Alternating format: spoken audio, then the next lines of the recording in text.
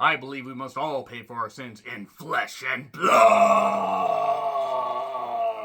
The Price We Pay was written and directed by Rihei Kitamura, who's done films such as The Doorman and No One Lives. Brodus Clay was in No One Lives. That's why No One Lives deserved to fail, because Brodus fucking Clay is a terrible human being and also a terrible wrestler.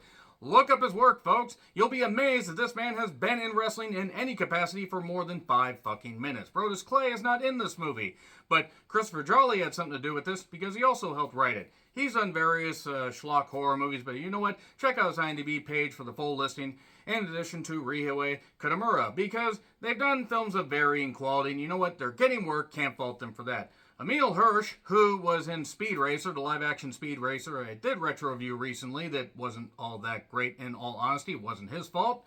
But it did feature Christina Ricci, who's nowhere near this movie, and also Steven Dorff, who was the villain in Blade.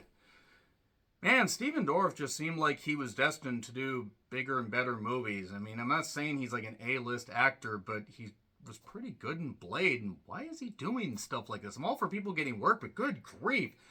Gigi Zimbardo was in this as Grace, a woman that is caught in the crosshairs of a robbery gone wrong at a pawn shop. She's taken hostage. They end up at a farmhouse, including one other guy that was injured during the robbery.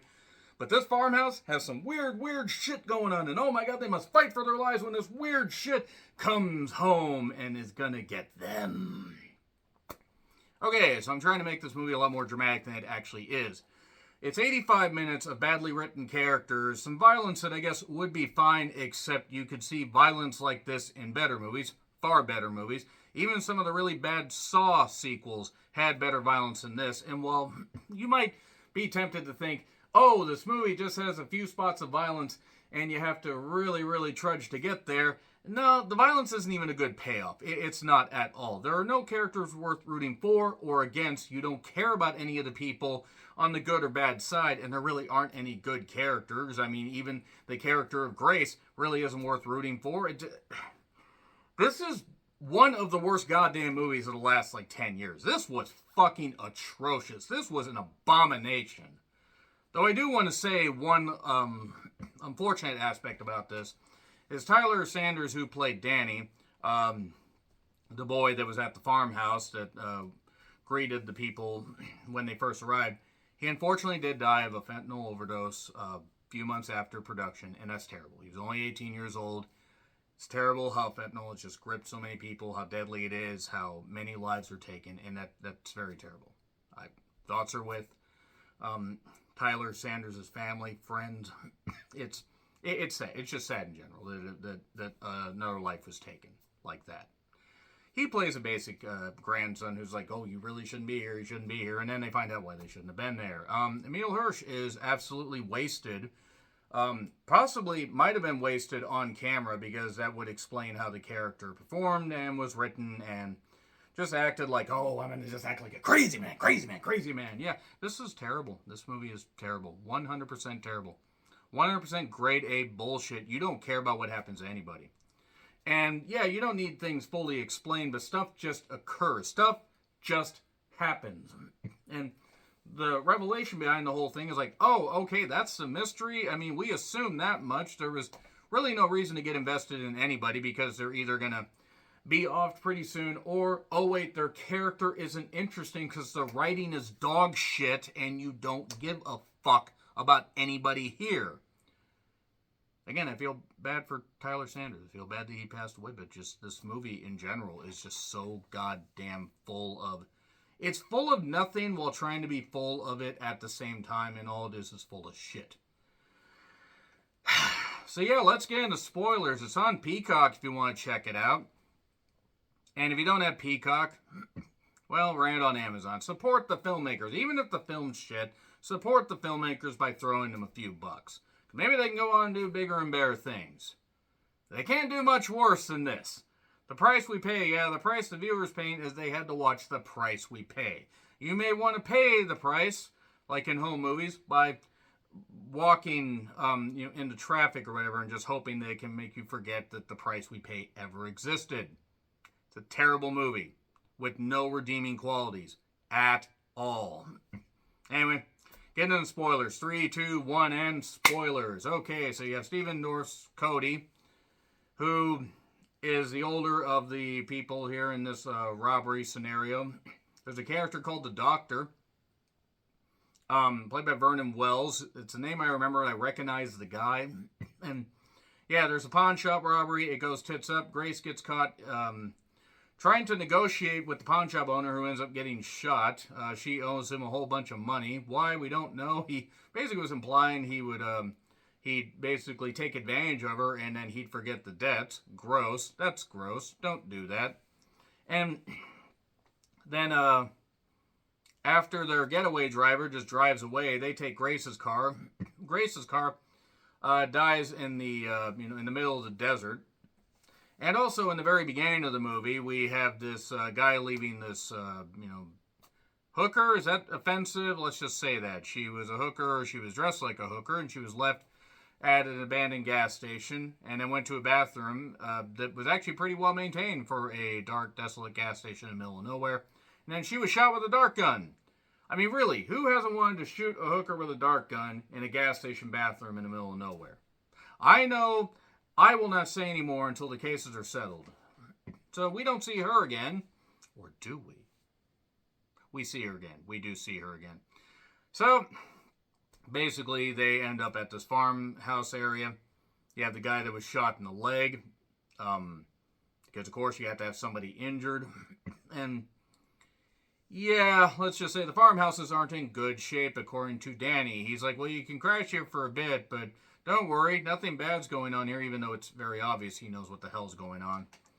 So, Alex, Emil Hirsch's character, decides, I'm going to go into this basement area with this red lighting, into this basement of this barn, that we don't know anything about this location, and oh, there's jail cells and weird shit and all that, while Cody and Grace do and don't share stories going on in their lives. Jail cells, lost brain cells, and a whole bunch of other stuff. Why? Because there are victims here, and also barrels full of shit, full of acid and full of bodies. That's what they are, just so you know. And then Alex decides to target the grandson, and then the doctor gets home, along with a hulking figure with burned part of the face, so they got a mask over them and everything, and they're called Jodi. They're mute, but it's a woman. It's a giant woman, seemingly Danny's mother. Sister, I don't really give a good goddamn fuck at this point. They could be, they could be any kind of familial relation, or just somebody they picked up on the side of the road. Like they picked the screenplay up on the side of the road, covered in scorpion shit.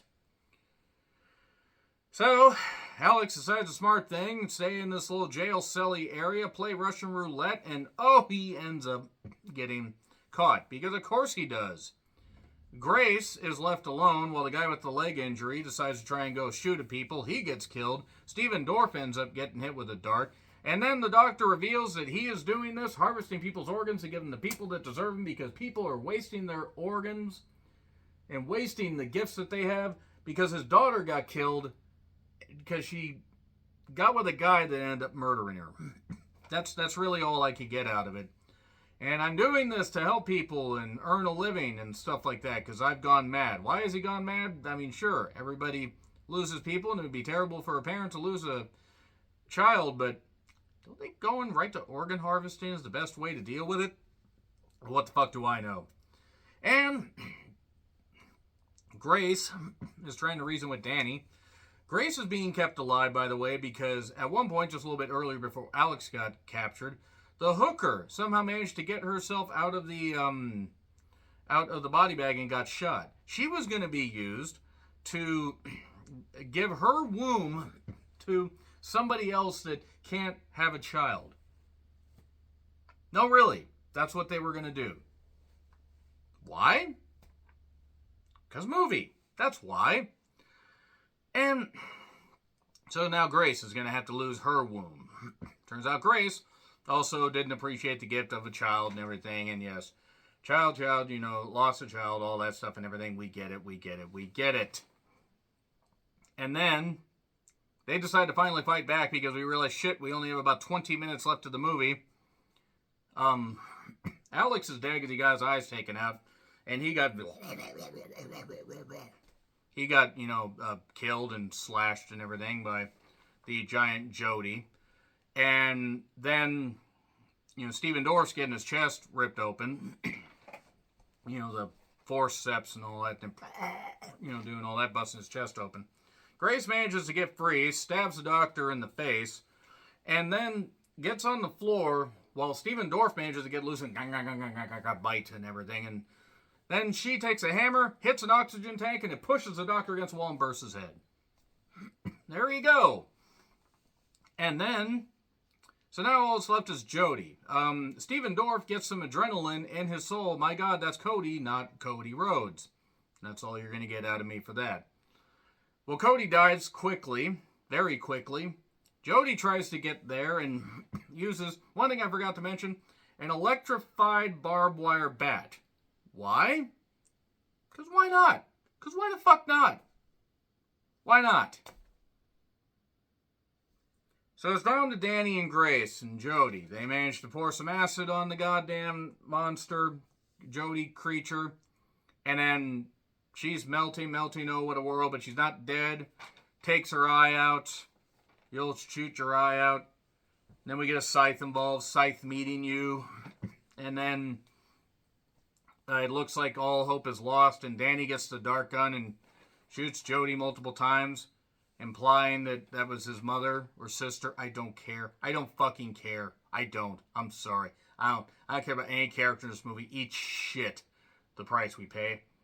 And then she gets wrapped around in wires. And then they use this wire mesh control thing to stretch, like you stretch out wire for a barbed wire fence. And then has her out like this. And then there's a scythe. And then they have the wire around the face. And it just bursts the face and stuff like that. And then Grace and Danny leave. And all that. And F. It gets an F. This is terrible. How fucking dare you exist the price we pay? How dare you? You wasted the talents of Stephen Dorff and Emile Hirsch for this? Even Gigi Zimbato, who I've never heard of before this. Feel bad again for Tyler Stamp, but God, one of the worst things of the year, easily. Fuck. Anyway, agree, disagree what I said, like, share, subscribe, Twitter handle in the description. And I'm John Ritlin. I'll see you soon.